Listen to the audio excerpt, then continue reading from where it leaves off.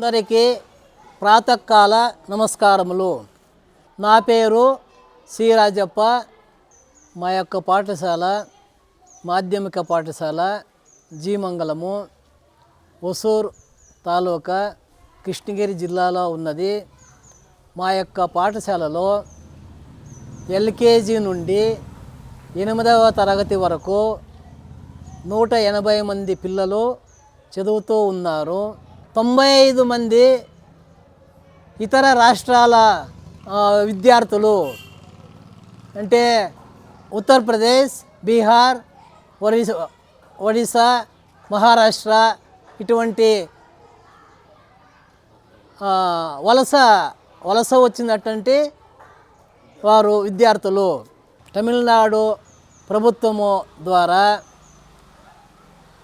ఉచిత పుస్తకములు, ఉచిత note పుస్తకములు, CM tiffin, morning టిఫన్ను, మధ్యాహ్నము భోజనము, అన్ని సదుపాయములు ప్రభుత్వము కల్పించుతున్నది. మా పాఠశాలలో ఒక 7 మంది ఉపాధ్యాయులు, నేను ప్రధాన ఉపాధ్యాయుడు. నా పేరు సి రాజప్ప. నాతో ఒక 6 మంది సహోపాధ్యాయులు పనిచేస్తున్నారు. మా యొక్క పాఠశాలను ఒక ఆదర్శ పాఠశాలగా తీర్చిదిద్దాలని మా యొక్క పాఠశాల ఉపాధ్యాయులు మేము అందరూ పాటుపడి పాఠశాల అభివృద్ధికి తోడ్పడుతున్నాము. మా యొక్క పాఠశాలను ఆదర్శ పాఠశాలగా తీర్చిదిద్దాలని మేము ఎంతో కృషి చేస్తున్నాము. ప్రభుత్వం ఎక్కువ సలహాలు ఇచ్చినను ఇంకా ఆదర్శంగా ఎక్కువగా ఇచ్చేయాలని ఒక compound wall, dining hall, garden, kitchen garden, stage, parking tiles, smart classes, round writing tables, 1 to 3rd standard, RO water, sports dress ఇవన్నీను మా పాఠశాలకు అత్యవసరమని తెలుపుకొనుచు, మా చుట్టుప్రక్కల ఎక్కువ కర్మాగారములు ఉన్నవి.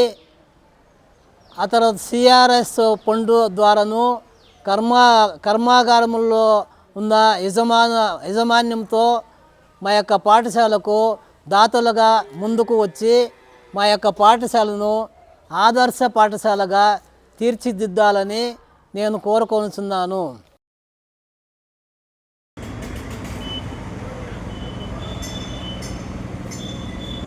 பூத் கமிட்டி பூத்துக்கே நம்ம கிளை போடணும்.